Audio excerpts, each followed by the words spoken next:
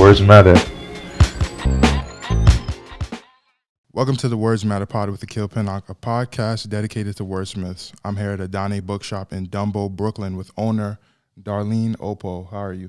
I'm okay. How are you? I'm great. Good. So today is National Independent Bookstore Day. Yes. Okay. So It's I a caught big her. day. I caught Adanne and Darlene at a great time. Great time for independent bookstores, and yeah, definitely wishing you luck today. Thank you. With business and conversations and connections of people you run into today. You told me that people come in here and have treat this like therapy sometimes when they walk into the store. Yes, absolutely. Yeah. Which is a good thing. But sometimes I have to mentally prepare myself and tell myself I'm going to be talking all day. But it's also important that when my customers come in, I'm giving them my full attention, because when I walk into the store, it feels like a home, and that's the intention behind the shop, is just making sure that customers feel welcome. I remember I went into a bookstore the other day, and it was so cold, and I was just wanted to leave, because I was just this doesn't feel welcome. But I know when I walk into my store, I immediately feel happy. So I'm glad that I set that intention when building it out for my customers. Mm-hmm. Are you from Brooklyn? No, I'm originally from the Bronx. Okay. Born and raised in the Bronx in Staten Island. All right. Moved to Brooklyn. Was in Brooklyn for 10 years. It's so weird, because I was doing a calculation the other day. Born in the Bronx, left when I was 11. Staten Island, spent 1 year elementary, 5th grade, and then middle school, and then high school, and then left Staten Island 10 years later. Yeah. And then Brooklyn was 10 years. So now I'm in between different boroughs, just trying to figure out where I want to place my head at. But I actually bought property in Philly. Oh, wow. Congrats. So everyone's just Philly. I'm listen, Philly is thriving right now. Yeah. Hopefully if the Sixers win the NBA championship, that's just going to add more equity to my property. Yeah. I know that sounds so crazy, but I'm It's a true, business though. person. I look at stuff like that. Yeah. But yeah, so I'm slowly doing the transition to Philly. New York is my heart, but I'm at that point where it's you got to live where you can afford it, right? So that's where I'm at right now. Yeah. So where does your story begin? Oh man, I have different parts of my childhood where it's being Nigerian American. My parents are they were born in Nigeria. We were born here. So I always pride myself on saying that I'm Nigerian American, because, in the household, it was full of Nigerian culture. And then when we went to school, it's just straight BX, just, in our neighborhood. And I was speaking to my brother the other day, and he was just even though our parents drive us crazy, but we have to be thankful that they, took that time and took us out of that environment. Yeah. Me, I was just, I had my core group of friends with my sister and brother. They were teenagers. So my brother was explaining to me, he was during that time in the 90s, 96, he was just our neighborhood in particular, that's when the gangs were starting to form heavy. So he was just our parents had to get us out of there. And he was just explaining I could have been, in jail, locked up for 5 different times. Who knows? But I kind of have this love-hate relationship with Staten Island, because, I loved it because of the environment that my parents created in the household, where it's just me and my siblings, and, we're very close. We love each other dearly, and those are my first friends. But in Staten Island, it's just where's the soul in Staten Island? For some people who grew up there, born and raised. Me, it was just I just went to school there, and Wu-Tang. Staten Island was just I ran track, so we was always in and out the borough. Yeah. So for me, track was my escape. So I always tell people I lived on Staten Island, but I really didn't experience Staten Island the way that other people did. I went to high school, ran track, and that's it. work. That's it. As soon as I had a chance to get off the island, I was out of there. But shout out to Staten Island though. It's a borough that has very nice homes. That's it. That's it. That's the most politically correct you could get. What makes a kid want to open a bookstore? You know, my fondest, earliest memory was anyone that's from the Bronx knows like Fordham Road, right? And on Fordham Road used to be this public library that I love so much. When you grow up in the Bronx, when you're 10, you're really like 15. I'm just going to say how it is because you see so much in that borough.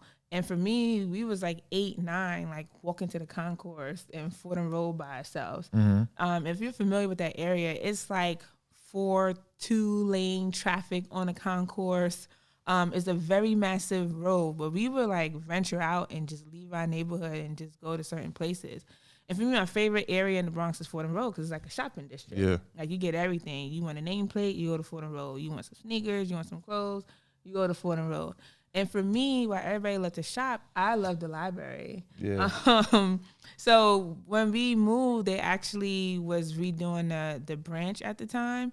But it was just like old and antique, and it had all these books, and I would just go there all the time. Every time we had a school trip and they said we was going to the library, I was like the first one to bring in my permission slip. That's how much I love the library. And then in my public school, PS 85 at the time, they had like this massive library. I remember when we left to move to Staten Island, I did not return the books at all. I kept them because I wanted some piece of the Bronx with me. So I kept the books. But from early on, like my parents, especially my mom, always encouraged us to read. My sister would make fun of me and she would say, like, before you even went to kindergarten, you would pack your book bag with books. Like she was just like, before you even went to school, she was like, you just pack your books. We wouldn't even be going anywhere, and you would just have a book bag full of books just walking around the house. I was just like infatuated because I just love the art of storytelling and being able to escape. And that was great for me because, again, I grew up with siblings. We all have different personalities. Yeah. And for me, it's like I was always the quiet one. Like, just leave me alone. Let me be. When I want to participate in a conversation, I will. But let me be in a corner, mind my business. And at the time in the Bronx, we were living in it was a 3-bedroom apartment, but my sisters and I, we shared one room. So it was like a tiny room. So imagine being around people all the time, right? So from there, you know, once I got into middle school and high school, my love for reading kind of like dwindled just a little bit, but it was really you trying to be cool and stuff. It was that, and then you know I wasn't next to my love, the library. Yeah. You know, the libraries that were in the area were like far. They weren't walking distance. You had to take the bus and you had to do all types of stuff. And my parents, you know, they really wasn't like putting money into the books that I wanted. And my school didn't have a library. My middle school didn't have a library. It was until I remember my aunt. She's a heavy reader. She lives in Jersey, lives in Oklahoma right now, and she would read a lot of urban fiction books. Yeah. And I remember my sister like took some books, and the first book that I saw my sister take was Push by Sapphire and The Coldest Winter Ever by Sister Souljah. What made me pick up the book was obviously the cover with Sister Souljah. I was just like, oh, okay, girl, pink lips, purple cover, interesting, you know? And this is pre-internet, you know, you just read the cover. And I remember I read the back of it. I was like, I want to read this. So I actually read Push first. And I believe I was like 7th, 8th grade. And I wasn't supposed to read it. I actually like stole it from my sister's room, and I would hide it whenever she would come back. So I always used to take her stuff. And I would read it at night, and I was like, this book is like captivating. Like just how it was the first time reading a book from an author's point of view, or just a story about a girl that I may not have experienced what Precious went through, but somebody else did. That you saw on a regular basis. Yeah, that I saw. And I'm like, I know this girl, right? I know this girl to a T. So then I read The Coldest Winter Ever, and I was just like, this book, even the line itself, I'm going to repeat the line, but Sister Souljah, when she talked about winter, she said, excuse my language, but she said, That's I cool. busted out of my mom's PUSSY on the coldest winter ever.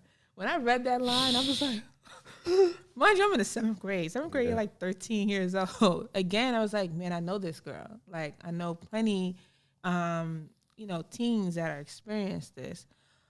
And from there, I started to read again. So I started to read a lot of like romance novels by Eric Jerome Dickey, who is one of my favorite romance, urban, if you want to call it fiction, authors. I found out recently that he passed away last year, and I was devastated because he has a way of really capturing, Black romance or what Black people are going through, and just the way he incorporates history into his writing. Man, he's a phenomenal writer. May he rest in peace. Very phenomenal writer. So there, middle school, and in high school, kind of got lost a little bit. But I went in heavy reading urban fiction. I was reading books that I wasn't supposed to read, like Harlem Girl Lost, True to the Game. You read that book before? No, but I remember being in high school and all of just the urban fiction books that girls used to read all the time. And the covers would be so ridiculous. It'd be like a. But we were reading. Yeah, we were reading. That's a beautiful thing. And that's what is important. We were reading, and I remember my sociologist teacher at the time in high school, white lady. She got on my nerves, and I didn't like that she said this. And she was just like, all those urban fiction books that you guys are reading is not reading. And I looked at her, and I was just like, how dare you say that? Even to this day, as an educator, I remember one teacher told me before that, graphic novels is not, because a lot of kids love graphic novels.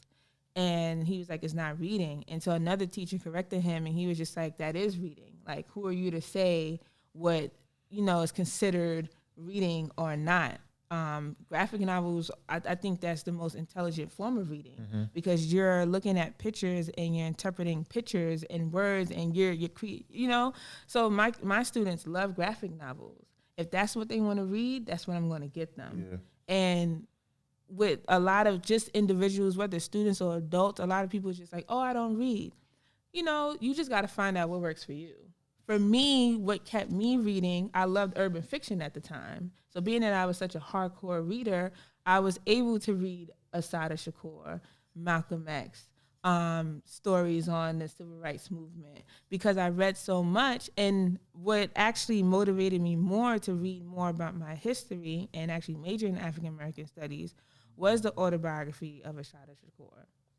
One of my favorite books because she talked about, I'll never forget the one line in her book when she talked about, what is our president? He wasn't our president at the time, but Abraham Lincoln. Yeah. She was just like, if you believe that Abraham Lincoln freed the slaves, then you don't know your history. Something to that nature. And I was like, what? Like, I was like, what do you mean? I've been taught all these years that he was responsible for freeing slavery. Abolishing slavery.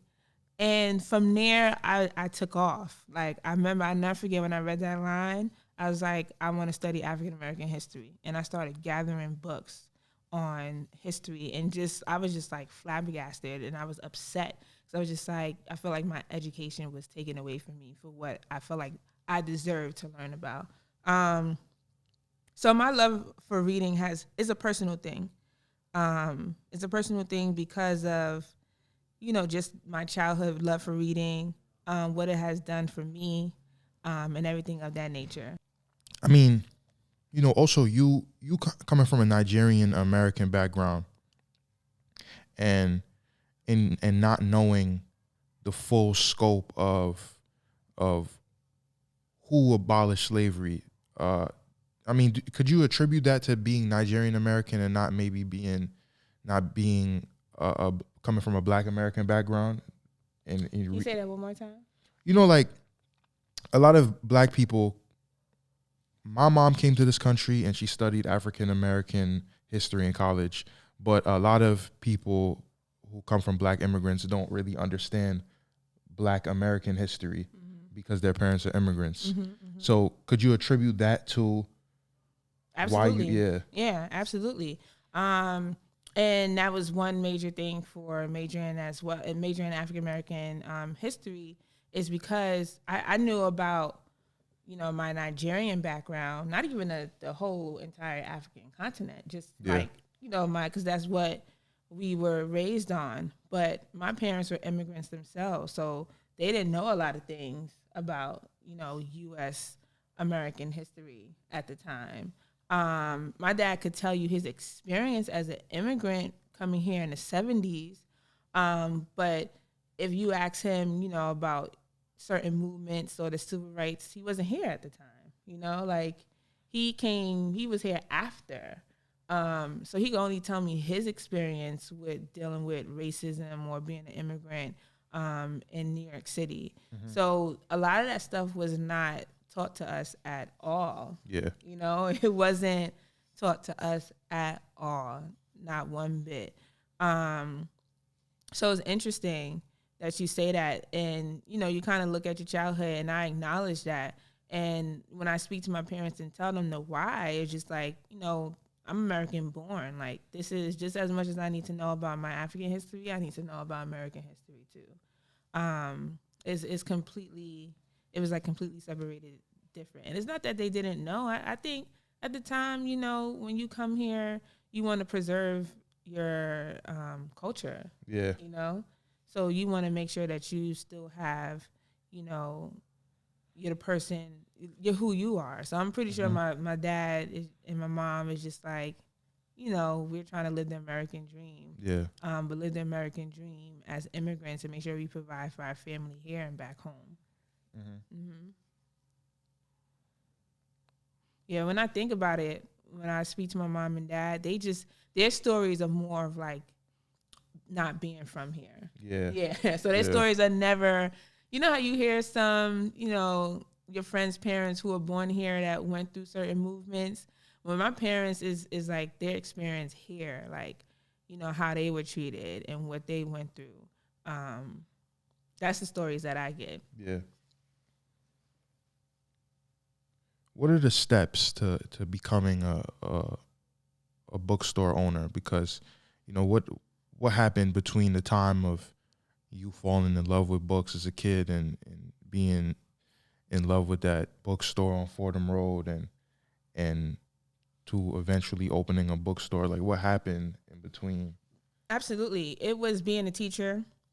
It was, studying African American history, being a teacher, being in, in education and noticing that, the literacy rate is really low in America, not just amongst kids, teens, but amongst adults too. I'm going to be very honest. And for my students, pushing them to read in New York City, we have to take a state test. It's called ELA. And that's like a very hard test for a lot of kids. Yeah. And a lot of that is consistent with making sure that they are understanding the nature of like reading the text, comprehension, understanding context, language, and how you develop those skills, not only just test-taking skills, but how you develop those reading comprehension skills is that you're consistently reading all the time, and diversifying what you're reading as well. So, being a teacher, I saw firsthand when I provided my student with a book of their choice, of what they wanted to read, and I noticed that their reading level started to get better. They wanted to read different types of books. They wanted to read books with characters that look like them. And I was just, I called myself the book dealer because I literally was like giving out books to kids. They literally would come to my classroom in the middle of a lesson. Miss Okpo, do you have a book for me? And I would literally stop 1 second and I would literally give them a book. It was to the point I created my own library in my classroom, and it felt good. Yeah. It felt good that kids came to you, and these are young, middle school kids. They came to you and they wanted to read because they trusted that you was going to provide them with, things that they wanted to read. And that was my favorite thing to do in the school system. Every time they came, they knew that I had what they wanted, and that was that. I gave it to them. So that inspired me to open a store. And just visiting different stores throughout New York City. One of my favorite stores, I call her the OG. Sisters Uptown. She's been doing this for a long time, like very, very long time. And I have so much like respect and admiration for her because, she services the community. When you go into her shop, it feels like home. Like you feel like you go into your grandmother or your auntie shop. And, I go in there and I ask her, like, you have this book, and she has it. And if she doesn't have it, she'll tell you she can get it, Another bookstore that I loved, it was in downtown Brooklyn on Livingston Street. I think it was like A&B bookstore. I forgot the name, but they would have books that you could never find. And that's what I love. Yeah. It was like books that were like banned in the U.S. Wow. Like I remember I had this one book called Slavery in New York City. It was like a small 150-page book. And I got it, and I was like, oh, my goodness. I was like, New York has such a dark history. Like, I was like, everywhere you walk is like a burial ground. I was like so shocked. And I remember I gave it to my sister to read. She was like, what did you just give me to read? I was just like, yeah, this is the city we live in. And she tried to get it herself. Financial district. Yeah, financial district. And I remember she went to go search to find the book herself. And she was like, this book is like $400 online right now. Wow. And I got the book for like $15. But that goes to show you, like, that book is so important. And there's a newer version by a different author, but something about that book was special. But, just traveling to different stores and just always, spending half my check at a bookstore, literally. So 2021, anyone that knows me, especially my teacher friends, they know that's all I would talk about. I would be sitting down like, man, I just want my bookstore. Like, literally, I was just sitting out of nowhere. I was like, I just want my bookstore. And, the pandemic opened up a lot of things. It was a gift and a curse at the same time. We lost a lot of lives, but I think it also showed people that, for me, it showed me, like, it's now or never. That's how I seen it. Like, who would have thought we would ever go through something like this? And I remember sitting home and I was just like, am I going to do this forever? Like, I love education, but I also want the freedom in education, the freedom to express to my students, like, hey, there's options in life. Yeah. You can do this. In certain schools, you can't do that. They don't want you to. They want you to be like, college is the end all be all. Some kids don't want to go to college. Yeah. So I wanted to create a space where I could have students feel like they're free. They can read the books that they want to read, because we're living in a time frame where, you have certain states are banning certain books in schools. CRT, critical race theory. Yeah. We're literally like, I think it's in Virginia. Don't quote me on this. It might be in Virginia, where you could literally, parents could call a hotline if they found out that their kids are learning about racism or Black history in the classroom. Meaning they're just learning about America. Right. Why is that a problem for you? You want to know why it's a problem? Because it's going to force you to have empathy. It's going to force you to start to do the work along with us. You know what I mean? I'm going to end this with this. I was I taught 5th grade. And I remember I was reading a textbook. We had our history time, and we got to the chapter slavery, favorite topic to discuss and teach. And the chapter was probably like 3 pages. I'm like, I'm not doing this. Yeah, so I literally went through, changed the lesson a little bit, and I was like, you know what, to evoke discussion, like to get our 5th graders talking about this, because our kids want to learn about their history. Mm-hmm. They want to. They yearn for it.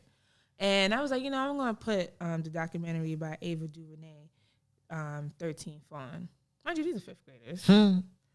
When I mean that classroom was quiet, you would have thought it was Saturday morning, Cartoon Network is on and they're watching their favorite cartoon. It was silent. 5th graders. 5th graders. Wow. They were silent. And I'll never forget that moment. I had one kid in my classroom. He was white because it was in the Bronx. It was very diverse school, but he was literally like the only white kid. And he looked at me and he said, Miss Okpo, why were my ancestors so mean? I didn't know what to, I just looked, I froze. I literally froze. I was like, but I think about that. And if you think about it now, that's going to destroy white supremacy. It's going to have people actually say, like, this was wrong. We have to change the narrative. We have to look at, American culture and what it has done to Black people. It's going to force you to do something. So, of course. So, for me, opening up this store, I have titles in your face, that may make you uncomfortable, and I'm not doing it on purpose. It's just something that we need to talk about.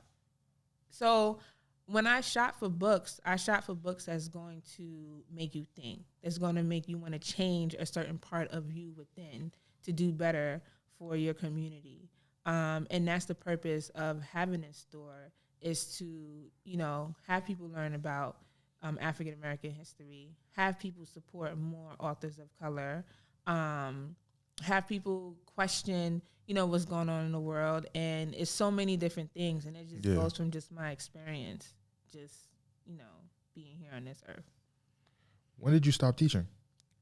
So I'm still an educator. Okay. I'm no longer in the classroom full time per se, but I work with a great organization called Pencil, where they connect business corporations with school. They partner with schools, and they have these partners come in to teach about career readiness, financial literacy, networking, personal branding.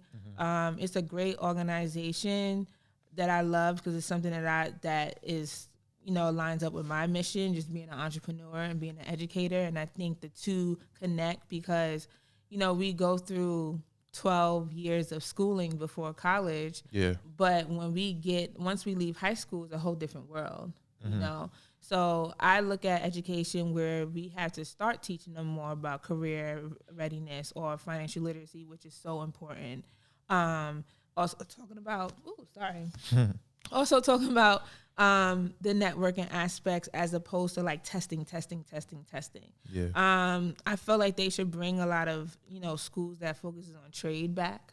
If it was up to me, I have a school where kids are there for half the day. They're getting their, their 4 core subjects, and then they're going to their internships and then learning about their craft. Because at least they have, a chance to learn about what they want to do early, as opposed to after college. It's like, this didn't work for me. Like at least they're testing many different career focuses and saying, this is what I want to do. So if it was up to me, I have my own school that focuses on something else. I'm going to manifest that just like how I manifested the bookstore. Yeah. Or even, just even if it's not like a vocational thing for whatever you want to specifically do, it gives you the option to try out different fields, kind of like how you go to college and you will be a liberal arts major, and then, after taking some liberal arts classes, you figure out what you want to major in. Yeah, so I definitely feel you on that as well. I definitely feel you. I mean, what was it like starting a business in the middle of a pandemic? For me, it wasn't as hard. A brick and mortar. Yeah, it wasn't as hard as people, make it think. Because I had, I'm an entrepreneur. I have a business with my younger sister prior to opening up the store. To me, this was second nature. I feel like I kind of lucked out because we have all of these empty storefronts around New York City. Yeah. So to me, it was just like, hey, this benefits me just as much as it benefits, my management company, mm-hmm. Because it's like at the end of the day, they need these spaces to be filled. I'm gonna just keep it 100. But for me, it's like I just did it, but I also made a sacrifice. At the time, I got rid of my apartment. And I kind of was like floating around. I was at my parents' house for a little bit, but I got rid of my apartment. I was just like, you know what?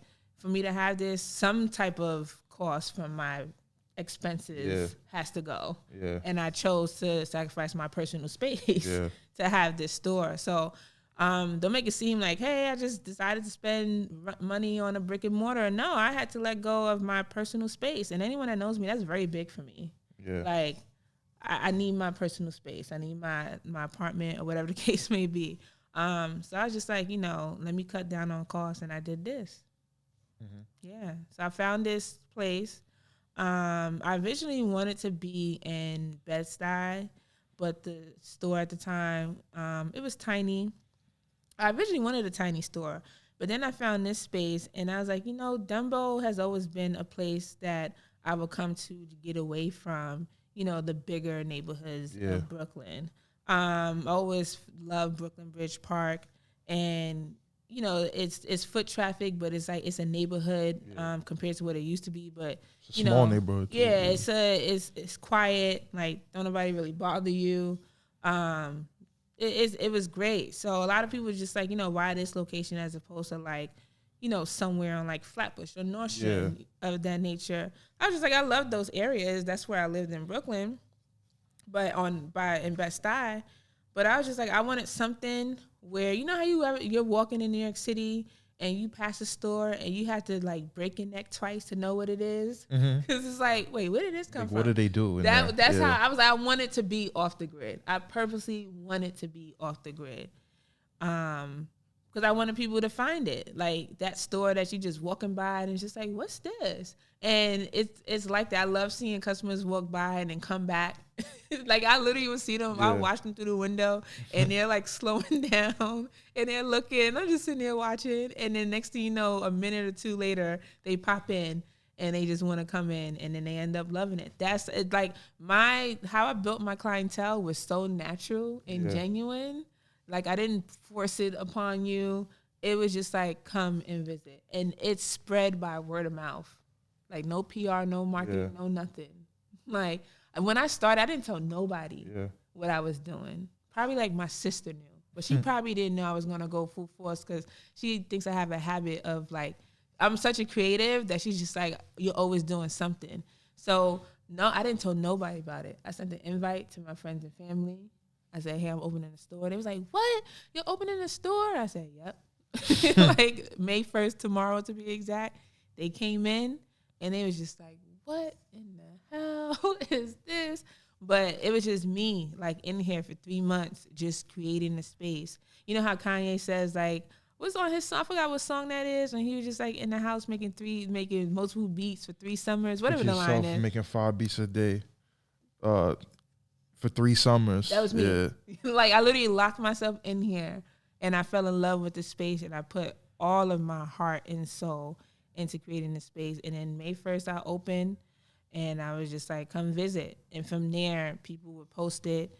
And I'm not a big IG person. Like I love it for business purposes and exploring and finding people. But and from there I got like my first feature in Vogue because a friend posted on her stories, and her friend was like, what's this? I want to write about it. Yeah. And then it just took off from there, just naturally. Yeah, I was gonna ask you about, why you didn't open. You kind of answered that for me. But why you didn't open a store in, a more predominantly black neighborhood in Brooklyn, like Flatbush, Crown Heights? No, that's the goal. It's not something, and like I want it to be off the grid, but I'm being honest, Flatbush and those places are expensive. Yeah. People think Dumbo is expensive, but a storefront there, was a lot of money, and I wanted to work with what I have. But the ultimate goal is to be in all 5 boroughs. Because I'm such a hardcore New Yorker, even Staten Island, as much as I can't stand Staten Island, that's part of my history. That's part of, my DNA.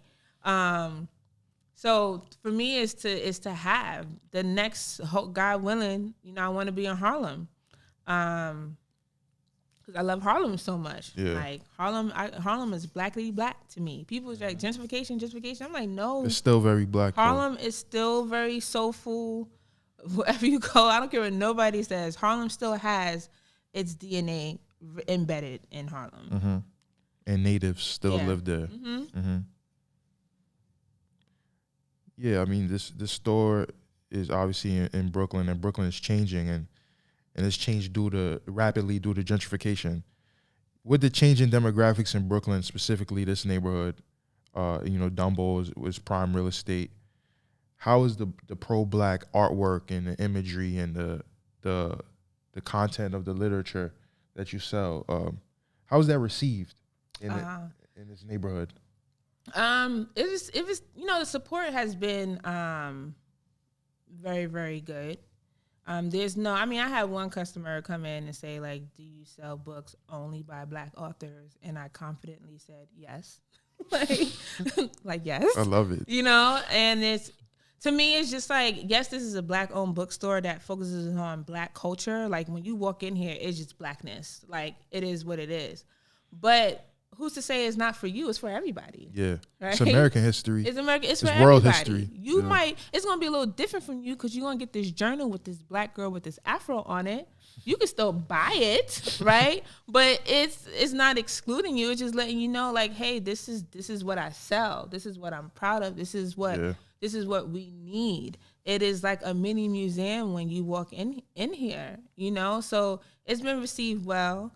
A lot of titles that sell are like Baldwin, Morrison, like anything that's like historical fiction from these known authors that sells very well amongst, you know, customers. Yeah. I don't know how to say it, that are not of, you know, African American descent. I don't know. Yeah. I'm like, sometimes you gotta be politically correct with these terms. I'm like, it confuses me sometimes. But no, it's been received well. Like, you can see some customers come in here that are not Black or brown people, and you can see the discomfort. But for me, I don't make you feel uncomfortable. Mm-hmm. You know, I make you feel comfortable. So when they come in, I have a conversation with them. That's my favorite thing to do, is literally have conversations with customers. Like, I never shy away from having a conversation. Mm-hmm. Yeah, it's disarming, and I mean, it's not like listen, it's not like you got a sign that says on the window that says Blacks only or something. So. Right. No, this is for everyone, but know that it's centered around African American culture. That's what I'm very, you know, that's how it stands. That's what it is. And, you know, this is a community that is very gentrified. But I'm not going to shy away and stop selling what I want to sell because of the demographic. Yeah. You know, I'm that's not what I'm not going to do that. Mm-hmm.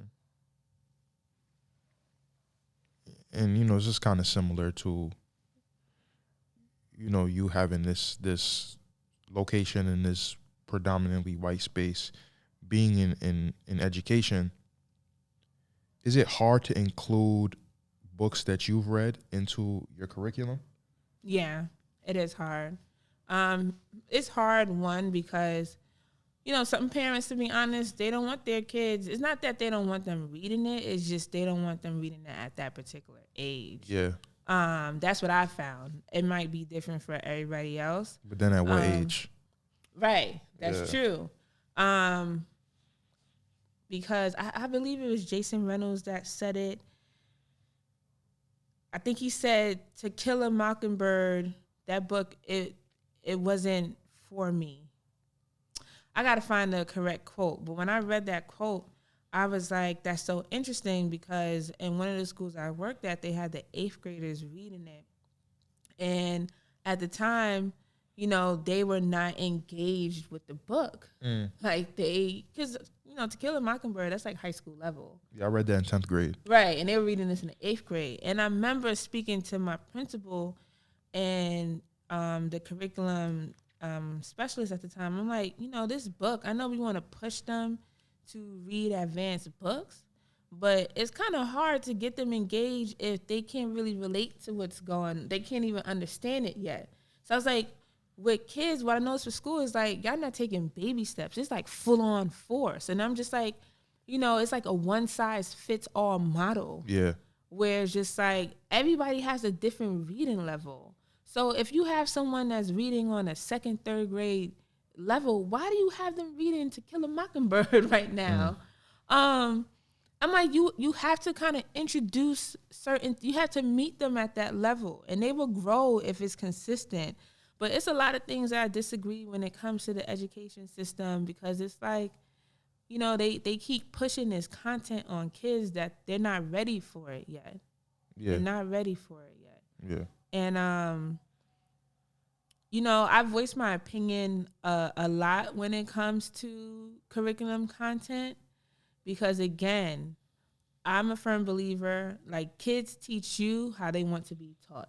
I always say this. kids teach you how they want to be taught. And if you're not listening to them, it's going to be difficult to get them to the level that you want them to be. I say that passionately. Yeah. Like, I listen to my students.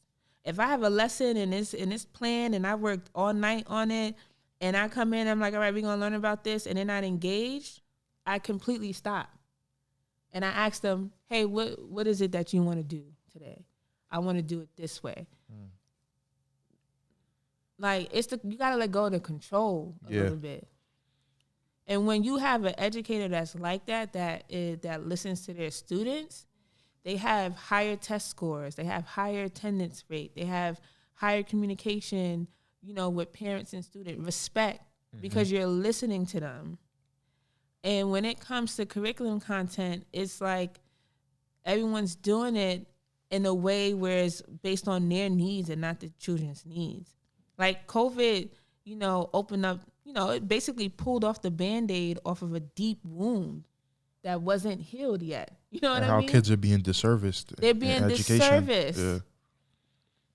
So it's like, as an educator taught me something, like education can change, because we adapted to what happened so fast. Like we had to so fast. I'm just like, it can change. Now, what are you going to do about it? Right? You notice that some kids do. I had kids who were failing during COVID was doing exceptionally well. Right? I had kids who were doing great in school that weren't doing well. Yeah. So it's like you have to ask yourself, hey, can we actually maybe do a hybrid model when it comes to education? Or can we create a system where, kids are getting the attention that they need? Because it's like we're going back into the classroom with 25 plus kids all over again, and not realizing that a lot of these kids went through a lot of mental health issues.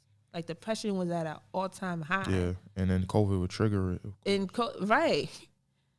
So I had to ask all of these high educational officials, what are you doing to change the narrative when it comes to education in America?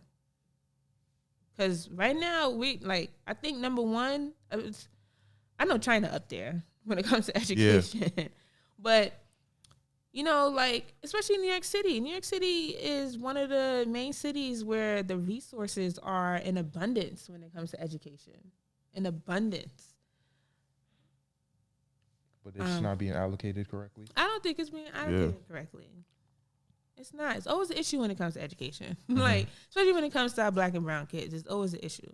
We didn't have enough this, or funding wasn't here, or this and that wasn't here. It's just cut the crap. Get it together already. But that's, it's not prioritized. It's not prioritized. It's not. They didn't prioritize education during COVID either. They didn't. When it comes to technology, students didn't have proper Wi-Fi. It was so mind-boggling to me. Our internet bill went up, but kids still didn't have Wi-Fi. You started to see the difference between, class system. Kids didn't have computers. Kids had to be parents when they were home. A lot happened. So a lot of funding needs to be invested into the emotional well-being of our students, and as opposed to testing all the time. I don't know, because it affects a performance. Yeah, it's not it's kind of underestimated how important your mental health, your sanity is when it comes to performing with anything. Right. Elon Musk actually took his kids out of the school they were going to, and he created his own school. Because he was just I didn't understand or like what they were learning in school, so I just created my own school. I was like, this guy, Elon Musk, this guy. But another thing is parents don't understand their power when it comes to education. As a parent, if my child is coming to me and they're saying, I had one parent tell me, I remember a student, he wasn't doing too well in history. And I spoke to the parent and I was like, X, Y, and Z, what's going on with his history. And she was just like, he just feels like he's not learning what he wants to learn about, and that's Black history. Come on now. Like, you get what I'm saying? So it's not saying that he's not intelligent. He's telling you, like, I don't want to learn about this. Or if we are learning about this, how can we figure out how to make it engaging or tailored to everyday life? Like, he literally told you this. Like, it's not that I don't, know history. It's just not engaging to me. Yeah. I'm not interested in it. So as an educator, what are you going to do? Because there's multiple kids that feel that way. That's just one that's speaking up for his educational rights. I call it educational right. No, it is a right. It is a right. You have a right. So when I say parents have so much power, like if you really, at the end of the day, these schools are businesses, right? Like, it's free education with the businesses, because how they get their money is through funding by the city, funding by the state, and the state. And, if you decide that you want to take your child out because you don't like, the higher ups, or your child is not getting the attention that they need, and you take them to a different school, and multiple parents start to see that.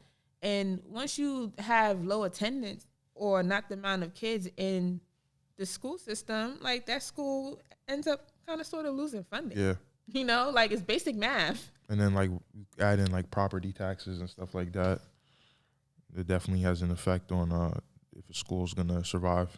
So if a white parent in Nebraska could fight to ban African American history in schools, you can fight for your students' education as well. Yeah. Fight back. This is what I want. Yeah, so, a few more questions. In a microwave society where television is catered towards binge watching and albums, and songs are shorter to increase replay for streams, and, does a task like reading that requires patience, silence, stillness, and living with art still have a place in America that prioritizes entertainment over education? You said, does reading still have a place? Absolutely. Yeah. Having a store has kind of solidified that. Like, people still read. Yeah. I had someone tell me, like, do people still buy books, still read? I said, absolutely. There's an influx of people who love the physical holding or reading of a book, whether it's, through hardcover, or, you're reading online. Like, it's always going to be there. Absolutely. Yeah. And, what's next for Darlene Okpo and Adanne Bookshop?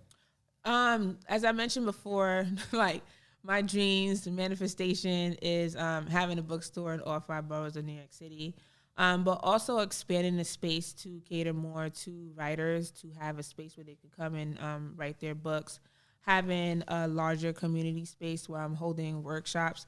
I love learning. I'm a person, like, I'm always learning, so I want to incorporate that into Adanne, where there's weekly workshops where, people are learning about financial literacy or learning how to do certain things that cater to their interests and needs. Okay. And why do words matter to you? Words matter because it holds meaning. Words are power. Words are power. I must think about that today. Hopefully I'm answering this correctly. I was like, man, years ago, I always said I want a bookstore. And here I am celebrating National Independent Bookstore Day. Like, my words hold meaning. Yeah. Like, if you say you want to do something, hold on to that and complete that mission.